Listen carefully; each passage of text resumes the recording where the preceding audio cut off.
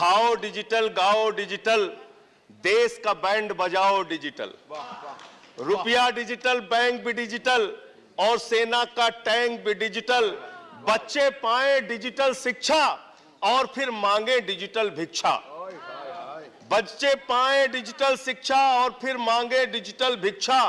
Digital doctor, digital गोली, digital Eid और digital Holi, digital सड़क पर डिजिटल कार, डिजिटल संसद और सरकार, डिजिटल खेत में करो किसानी, डिजिटल खाद और डिजिटल पानी, डिजिटल दूध और डिजिटल गाय, डिजिटल चीनी, डिजिटल चाय, भर के खाओ डिजिटल रोटी और फिर कर दो डिजिटल पोटी।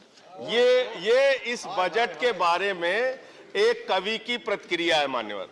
और जो इस सरकार के दावे हैं उस पर थोड़ी बात कर लेते हैं मान्यवर। इन्होंने कहा है कि 60 लाख नौकरियां देंगे। मैं पूछना चाहता हूं, आपने तो स्वयं स्वीकार कर लिया, पहले तो आप 2-2 करोड़ करके लोगों को मूर्ख बनाते रहे और अब आप खुद स्वीकार कर रहे हैं कि 2 करोड़ आपके बस की नहीं है। अब आप 60 लाख नौकरियां देने की बात कह रहे हैं। और आप नौकरियां कैसे दे रहे हैं नौजवानों को मान्यवर?